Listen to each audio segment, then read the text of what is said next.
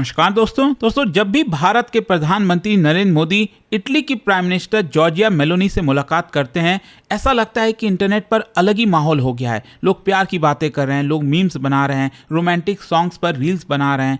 और अगर आप देखोगे तो दोनों लीडर्स जो हैं वो भी इस चीज़ को एंजॉय करते हैं कि लोग खुश हैं, खुश रहने दो, दोनों देश के संबंध यहाँ पर और बेटर हो रहे हैं। और कल तो गजब ही हो गया, आपने देखा ही होगा कि जब पीएम मोदी यहाँ पर मुलाकात की जॉर्जिया मेलोनी से, उन्होंने पार्ले मेलोडी का जो टॉफी का पैकेट है वो पकड़ा दिया और दोनों लीडर काफ़ी खुश हो रहे थे। और इतने लाइक्स, इतने रीट्वीट्स, मतलब क्या ही हो रहा था। और यहाँ पर अगर आप देखेंगे तो अजीब बात ये हुआ कि जो पार्ले इंडस्ट्री है, जो कि ये पैकेट बनाती भी नहीं है, ये टॉफ़ी बनाती भी नहीं है, वो कंपनी लिस्टेड ही नहीं है। ये जो पार्ले है ना आपका, ये स्टॉक मार्केट पर लिस्टेड भी नहीं है, लेकिन कोई दूसरी पार्ले इंडस्ट्री है, उसके शेयर्स जम कर गए, अपर सर्किट लग गया, 5% से ऊपर चला गया।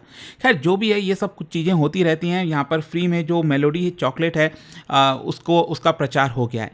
खैर ये सब चलता रहेगा, लेकिन इंपॉर्टेंट बात यह है कि प्राइम मिनिस्टर नरेंद्र मोदी यहाँ पर 5 देशों का दौरा कर रहे थे और ये जो आखिरी है इटली, यहाँ पर हुआ क्या, मतलब इसको स्पेशल स्ट्रैटेजिक पार्टनरशिप अब क्यों बोला जाएगा, इसके क्या मायने होते हैं। इनफैक्ट मैं आपको बता दूं, डिफेंस को लेकर एक बहुत बड़ा डील हुआ है। डील तो क्या कहिए, मतलब काफ़ी ज़्यादा भारत को इससे फ़ायदा हो सकता है। वो सब कुछ मैं आपको डिटेल से बताऊंगा।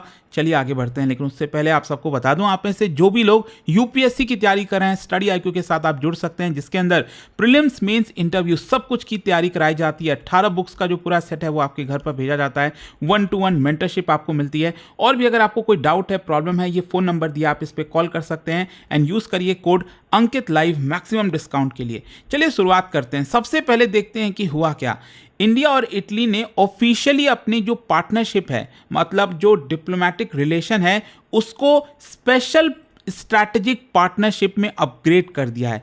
कब हुआ? जब prime minister Narendra Modi Giorgia Meloni से मुलाकात किए रोम में। एंड ये इतना ज़्यादा सिग्निफिकेंट डिप्लोमेटिक डेवलपमेंट क्यों है, ये मैं आपको आगे बताऊंगा, क्योंकि रिसेंट ईयर्स में अगर आप देखोगे, भारत और यूरोप के रिलेशंस काफ़ी ज़्यादा बेटर होते जा रहे हैं। अच्छा, यहाँ पर थोड़ा सा हिस्टोरिकल बैकग्राउंड समझिए।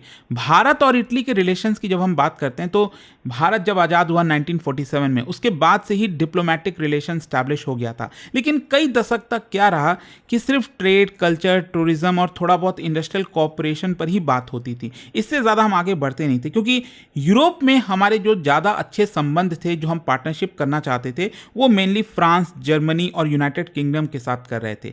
और इटली उतना ज़्यादा स्ट्रैटेजिक पार्टनर या फिर भारत का जो टॉप स्ट्रैटेजिक यूरोपियन पार्टनर है, उसमें नहीं आता था। अच्छा, यहाँ पर एक और चीज़ हुआ था 2012 में, जिसकी वजह से काफ़ी ज़्यादा संबंध खराब हो गए थे। आपको याद होगा इटालियन मरीन केस, जहाँ पर जो 2 इटली के जो मछुआरे हैं, वो बेसिकली जो 2 इटालियन मरीन्स हैं, उन्होंने केरला कोस्ट के पास जो है 2 भारतीय मछुआरों को मार दिया था, शॉट कर दिया था। और इसकी वजह से डिप्लोमेटिक टेंशंस काफ़ी बढ़ गई थी, लीगल डिस्प्यूट हुआ, फिर मामले को कैसे कैसे करके रफा दफा किया गया। ऑल्दो भारत में इस चीज़ को लेकर काफ़ी नाराज़गी थी कि इन दोनों को क्यों जाने दिया गया।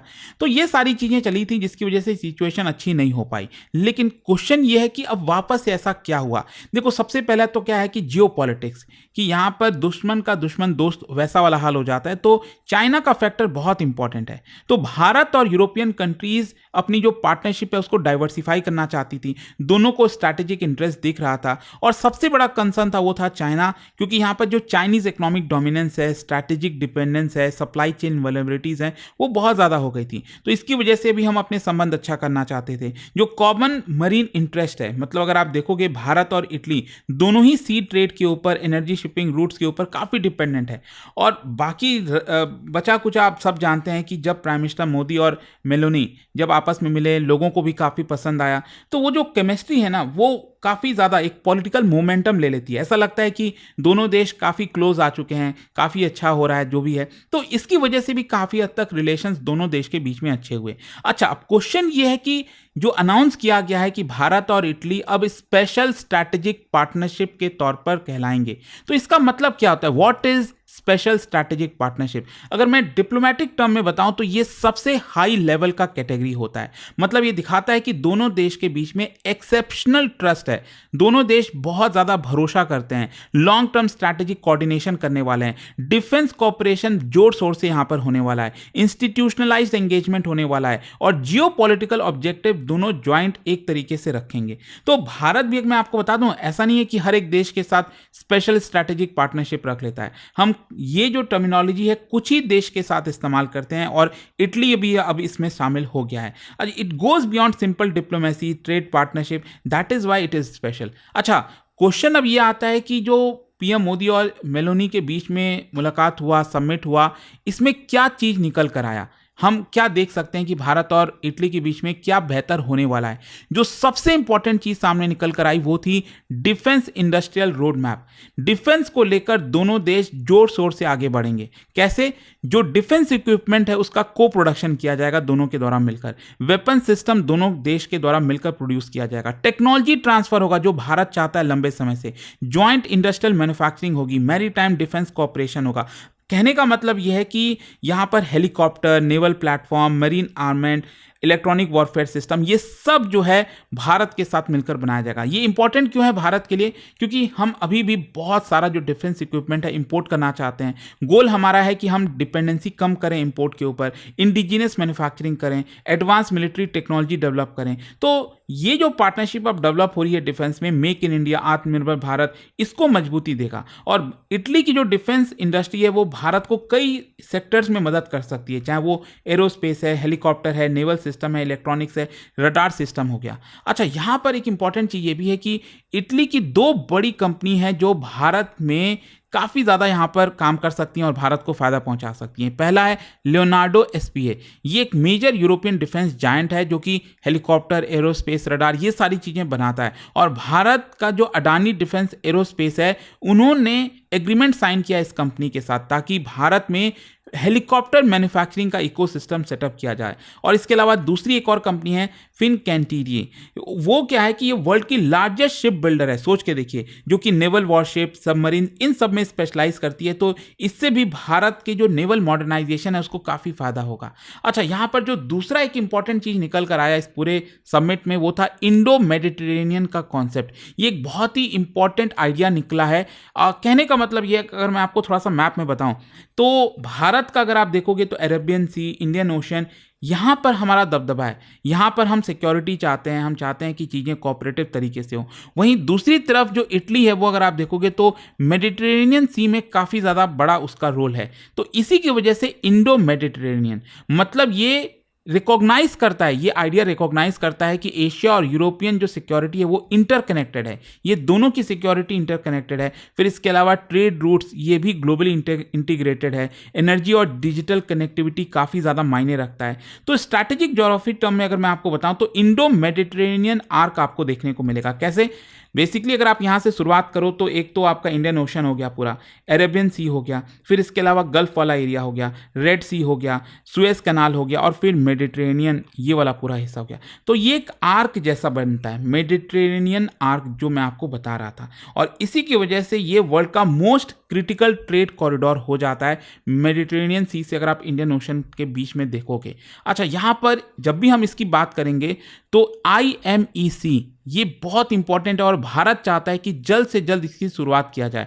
ये बेसिकली जब G20 की समिट हुई थी भारत में 2023 में, तब इसके बारे में अनाउंस किया गया था। इसका मतलब है that is India middle east Europe economic corridor. और ये बेसिकली क्या है, भारत को UAE, सऊदी अरब, जॉर्डन, इजराइल, यूरोप, इन सबको यहाँ पर कंबाइन करता है। मतलब यहाँ से अगर हमें कोई ट्रेड ले जाना है, कोई भी चीज़ों को ट्रांसफ़र करना है, तो ये आपका अलग अलग पोर्ट के थ्रू इजराइल से होते हुए यूरोप में, और इसमें इटली जो है वो बहुत इंपॉर्टेंट रोल प्ले कर सकता है। मतलब एक गेटवे की तरह जो है काम कर सकता है इटली। यहाँ पर टेक्नोलॉजी और इनोवेशन को लेकर भी पार्टनरशिप हुई है। भारत और इटली जो है वो अपने कॉपरेशन को और एक्सपैंड कर रहे हैं, चाहे वो आर्टिफिशियल इंटेलिजेंस हो, quantum computing, semiconductor, space technology, telecom, क्योंकि आज के डेट में टेक्नोलॉजी बहुत इंपॉर्टेंट रोल प्ले कर रहा है। फिर इसके अलावा भारत और इटली इनोवेशन सेंटर इसको डेवलप करने की कोशिश करेंगे।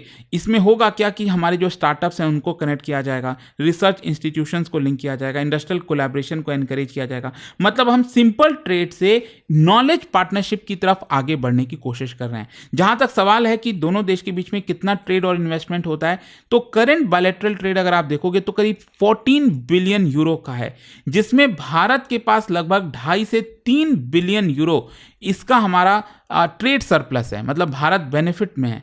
तो भारत कितना एक्सपोर्ट करता है? 8.5 बिलियन डॉलर। और इटालियन एक्सपोर्ट्स कितना है भारत में? 5.7 बिलियन डॉलर। मतलब ये हुआ कि एक प्रकार से हमारा यहाँ पर ट्रेड सरप्लस है। लेकिन अब इसको भी बढ़ाकर 2029 तक 20 बिलियन यूरो ले जाना है, ऐसा यहाँ पर कोशिश है। फिर इसके अलावा सिक्योरिटी और जियोपॉलिटिकल कोऑर्डिनेशन, भारत और इटली ने कोशिश किया है कि और डिस्कस किया है बेसिकली जो अभी पूरा जियोपॉलिटिक्स चल रहा है दुनिया भर में, चाहे वो यूक्रेन वॉर हो, West Asia tension, Indo Pacific security, Iran war, terrorism, इन सब चीज़ों को लेकर भी डिस्कशन हुआ है। अच्छा, लास्ट में एक और सवाल आता है कि अब यूरोप भारत के इतने नज़दीक क्यों आना चाहता है? क्योंकि पहले अगर आप देखोगे तो यूरोप कोई बहुत ज़्यादा इंटरेस्टेड रहता नहीं था। सबसे बड़ा तो कंसर्न है चाइना का, जिसकी वजह से यूरोप अब यहाँ पर चिंता कर रहा है कि जो चाइनीज़ इकोनॉमिक लीवरेज है वो बहुत ज़्यादा प्रॉब्लम में आ रही है, टेक्नोलॉजी डिपेंडेंस, मैन्युफैक्चरिंग कंसंट्रेशन। तो भारत एक ऑल्टरनेटिव पार्टनर की तरह बन सकता है, and that is why Europe के जो कंट्रीज़ हैं वो भारत के साथ जाना चाहते हैं। रशिया यूक्रेन वॉर से समझ में आया है यूरोप को कि ओवर डिपेंडेंस काफ़ी रिस्की होती है, स्ट्रैटेजिक ऑटोनॉमी मैटर करता है। फिर इसके अलावा Indo Pacific importance, Europe recognise करता है कि इंडो पैसिफिक जो है उसकी वजह से ग्लोबल इकोनॉमिक्स चलती है। भारत जो है वो सेंट्रल है, India is central to India Pacific stability, and Italy also wants important role in Asian geopolitics. So that is why European जो कंट्रीज हैं भारत की तरफ आ रहे हैं। और कल्चरल डायमेंशन है ही है। देखो, पीएम मोदी ने जब मुलाकात किया, प्रेस कॉन्फ्रेंस में बात की, तो उन्होंने यहाँ पर इसके बारे में भी जो है जिक्र किया, that was Rome and Kashi. Italy का रोम और दूसरा भारत का जो काशी है, वाराणसी, दोनों one of the oldest cities आप कह लीजिए, और इटर्नल सिटीज़ यहाँ पर बताया। तो आप जो भी कॉम्पिटेटिव एग्जाम में बैठोगे, कहीं हो सकता है आ जाए कि रिसेंटली पीएम मोदी ने इटर्नल सिटीज़ का जिक्र किया, कौन से 2 शहरों की बात की। तो ये ध्यान में आपको रखना है। तो आई होप आपको डिटेल में आप समझ में आ गया होगा कि एग्जैक्टली यहाँ पर पीएम मोदी और जो मेलोनी है उनके बीच में किन चीज़ों को लेकर सहमति बनी है, क्या है। बाकी इंटरनेट पर जो चलता रहता है वो ठीक है, लेकिन आपकी पढ़ाई के पर्सपेक्टिव से, आपकी जानकारी के लिए ये इंपॉर्टेंट था। जाने से पहले एक बहुत ही इंटरेस्टिंग क्वेश्चन, क्या बता सकते हो इटली में जो पो रिवर बेसिन है वो क्यों इतना मायने रखता है इटली के लिए? इटली के नदन साइड में आप देखोगे ये पो रिवर बेसिन आपको देखने को मिलेगा। ये क्यों इंपॉर्टेंट है इटली के लिए? और इसका जो राइट आंसर है आप सब जानते हैं, मेरे इंस्टाग्राम पर तो मिलेगा ही, वहां पर अगर आप नहीं हो कोई बात नहीं, टेलीग्राम से ले सकते हैं इसका सही उत्तर। और दोस्तों, जैसा मैंने आपको बताया, अगर आप यूपीएससी की तैयारी कर रहे हैं, कोई भी बैच चाहते हैं, चाहे वो 2027 हो, 28 हो या फिर 29 हो, हर एक बैच यहां पर स्टार्ट हुआ है। आप चाहो तो इसको ज्वाइन करिए। प्रीलिम से लेकर इंटरव्यू तक पूरी पढ़ाई आपको स्टडी आईक्यू के द्वारा कराई जाएगी। 18 बुक्स का पूरा सेट भी आपके घर पर भेज देंगे। 1-to-1 मेंटरशिप मिल जाएगा। बहुत कुछ है। कोई जानकारी चाहिए, डाउट है, ये फोन नंबर है, इस पर कॉल करिए एंड यूज करिएगा ये कोड अंकित लाइव मैक्सिमम डिस्काउंट के लिए। स्टडी IQ IAS, आपका सिलेक्शन हमारा मिशन।